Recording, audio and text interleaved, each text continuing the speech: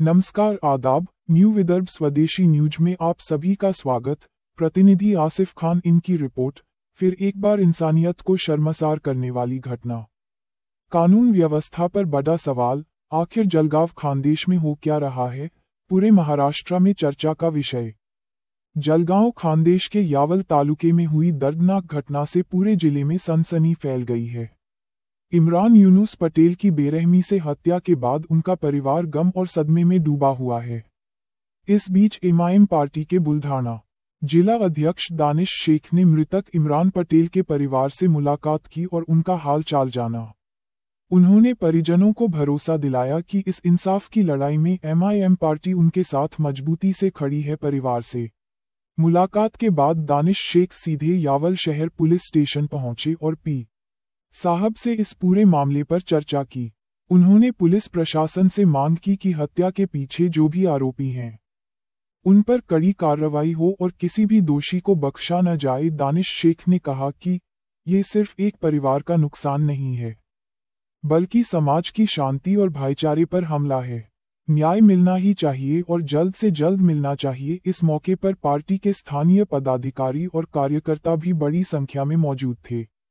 पूरे शहर में इस घटना को लेकर आक्रोश का माहौल है और जनता न्याय की उम्मीद लगाए बैठी है। यह वह एमआईएम पार्टी के बुलढाना जिला अध्यक्ष है जो जामनेर तालुका में भी पहुंचे थे और अभी यावल के दही गांव में भी पहुंचे हैं। और दानिश शेख ने इस घटना पर दुख जताते हुए ये कहा है कि हर जगह मुस्लिम समाज के लोगों के साथ मॉब लिंचिंग हो रही है। ये बहुत गलत बात है। अगर इसे रखा नहीं गया तो आम जनता का कानून पे से भरोसा उड़ जाएगा।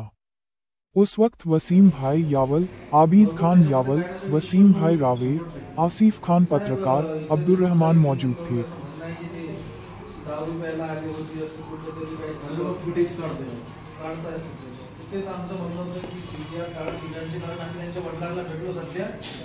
त्याचे वडील म्हणजे त्याचे जे मित्र होते गावातले ते 8 दिवस अगोदर ते चालले गेले मुंबईला, पुण्याला कुठेतरी ते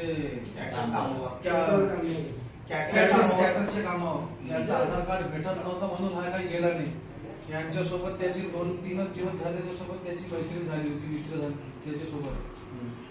आणि जसं आमच्या इंचार्ज साहेबांना एसपी साहेबांनी सांगितलं की तिघेही दारू गेलेले होते, पण तशी गावामध्ये म्हणा त्याचं तर बाबा तिथं राहायचे धरणगाव तालुक्यात, त्याची आजी आणि आजोबा इथं राहायचे दहीगावला।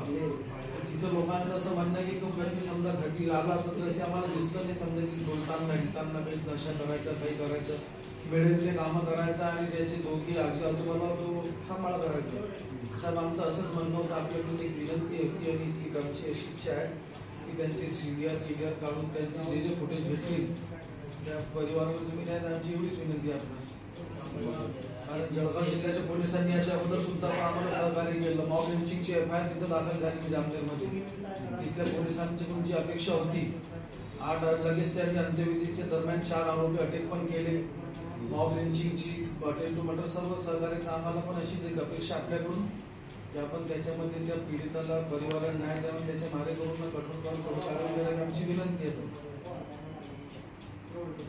तुम्ही या वसीम भाईला सांगा, तुम्ही साहेबांची एबीआय साहेबांची पीआय साहेबांची संपर्कात राहा, आयो साहेबांची। तुम्हाला काही असलं तर तुम्ही तिथं या, की तुम्हाला पीआय साहेबांची तपास अधिकाऱ्यांकडे घेऊन जातील, जे पण माहिती भेटते तुम्ही त्यांना सांगा। तुम्हाला जे पण जे लोक इथले नाहीये, जे बाहेरचे जळगावच्या व्यक्तीला पण जर काही माहिती मिळाली तरी तिथं डायरेक्ट एसपी ऑफिसला अप्रोच करू शकता। हे पण एसपी सर बोलले, तुम्हाला यावला जायला त्रास असेल तर तुम्ही निवेदन काय लिखित स्वरूपात माझ्याकडे आणा, मी लगेच यावला फॉरवर्ड करतो आणि त्याच्यातून इन्व्हेस्टिगेशन करूया।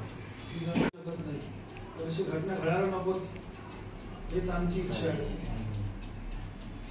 आता काय आहे, आम्हाला प्रिव्हेंट पण करता येऊ शकतं काही घटना, पण काही इन्फॉर्मेशन असेल आपल्याकडे तर यांची काही निर्दोषणी चालू आहे, काही एनसी दाखल झाले आमच्याकडे, असं काय असेल तर आम्ही अशा मॅटरमध्ये प्रायोरिटीने लगेच त्याच्यामध्ये दोन्ही पार्ट्या बोलून त्याच्यामध्ये काय आहे कोण काय ते करतो।